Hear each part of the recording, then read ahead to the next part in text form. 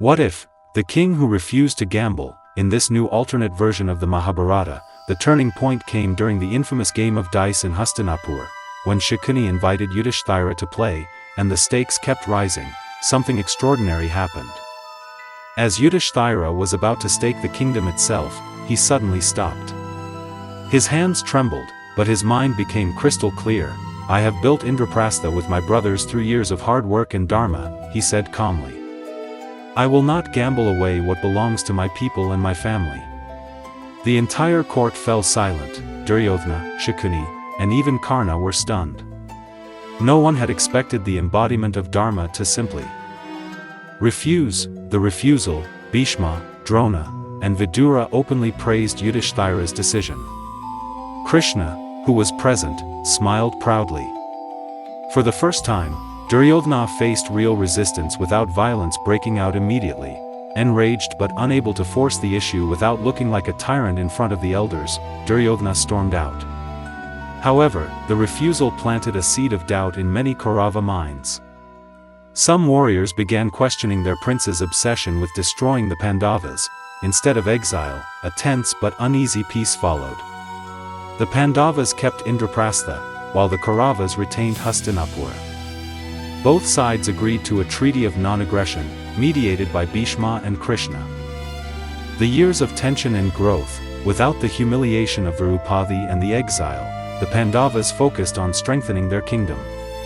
Arjuna traveled and formed powerful alliances. Bhima trained a formidable army. Yudhishthira implemented just laws that made Indraprastha a model kingdom.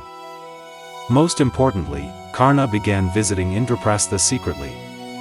The absence of the dice game's cruelty allowed him to slowly warm up to his brothers. Kunti finally revealed his true identity in a private family meeting. This time, there was no battlefield pressure, only tears and acceptance. Karna chose to remain in Hastinapur but became a bridge between both sides. He trained warriors for both kingdoms and prevented several small conflicts from escalating. The real test, 10 years later, a massive foreign invasion threatened all of Bharatvarsha. The powerful emperor of the West, King Kalinga, an ally of old enemies, launched a coordinated attack. For the first time, the Pandavas and Kauravas fought together as allies. Karna and Arjuna led the archery divisions. Bhima and Duryodhana fought shoulder to shoulder. Abhimanyu and Lakshmana Kumara protected each other. Eklavya, who had joined the Pandavas earlier in this timeline, became a legendary hero. The united Kuru forces achieved a glorious victory, a new Bharatvarsha. After the war, Duryodhana finally let go of his envy. In a grand ceremony, he publicly embraced Yudhishthira and called him elder brother. The two kingdoms eventually merged into one empire under a diarchal system, Yudhishthira as the emperor of Dharma and Duryodhana as the emperor of strength, with Karna as the imperial regent. The Mahabharata in this timeline was never a story of war and tragedy.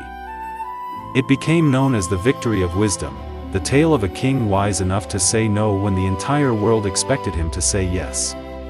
Yudhishthira's simple refusal to gamble changed the destiny of millions. In his old age, when asked about his greatest achievement, he would smile and say, "I did not win a kingdom by dice. I protected it with dharma." Years after Yudhishthira's historic refusal to gamble, Indraprastha and Hastinapur maintained an uneasy but functional peace. The treaty held, largely due to the tireless efforts of Karna, who acted as the unofficial ambassador between both sides, and Krishna's subtle guidance. The absence of exile and humiliation allowed both families to grow stronger in different ways. The Golden Alliance. Without the destructive war, the Pandavas transformed Indraprastha into a center of learning, trade, and innovation. Arjuna explored distant lands and brought back new knowledge and alliances. Bhima focused on military reforms and public welfare. Virupati became a powerful queen who championed women's rights and justice. Meanwhile, in Hastinapur, Duryodhana, though still proud, became a more responsible ruler under the influence of Bhishma and Vidura. Karna's growing bond with his brothers softened many old wounds. Then came the greatest challenge yet, a massive army from beyond the Himalayas, led by the ruthless king Barbarika, son of Gatotkacha in some legends, but here a foreign conqueror. invaded Bharatvarsha with terrifying weapons and numbers. He sought to conquer the entire subcontinent. For the first time since the treaty, both kingdoms faced a common enemy that threatened their very existence. United front, Yudhishthira sent a message to Hastinapur. The time has come for brothers to stand together. Duryodhana, after much internal conflict, agreed. The Pandavas and Kauravas formed a grand alliance. Karna was appointed supreme commander of the combined forces. Arjuna and Karna fought together as the greatest archery duo in history. Bhima and Duryodhana led the vanguard like an unstoppable force of nature. Abhimanyu and Lakshmana Kumara protected each other like true brothers. Even Ashvathama fought with renewed honor. The war was fierce, but their unity proved decisive. In the final battle, Karna and Arjuna's combined celestial weapons broke the enemy's lines. Barbarika was defeated and, impressed by their honor, surrendered and later became an ally, the true golden age. This victory marked the beginning of a new era. Duryodhana proposed a complete merger of the two kingdoms. In a grand ceremony at Kurukshetra, now a place of peace instead of war, Yudhishthira and Duryodhana were crowned as joint emperors of a united Bharatvarsha. Karna was declared the Yuvaraja, crown prince, and imperial protector. Draupadi was given the title of Rajamata, queen mother, and played a major role in governance. The empire flourished beyond imagination. New roads and irrigation systems were built. Gurukuls welcomed students from all backgrounds. Tribal leaders like Eklavya were given high positions. Abhimanyu and Lakshmana Kumara grew up as the closest of friends and became legendary warriors who continued their father's legacy of unity. The peaceful departure. In their later years, the elders, Yudhishthira, Duryodhana, Bhima, Arjuna, Karna, and Draupadi, retired together to the forests, walking side by side as one family. Before leaving, Yudhishthira addressed the people. I once refused to roll the dice. And in doing so, we all won.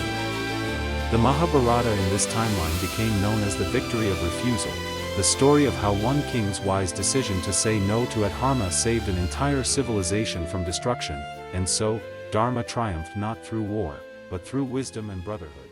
The end.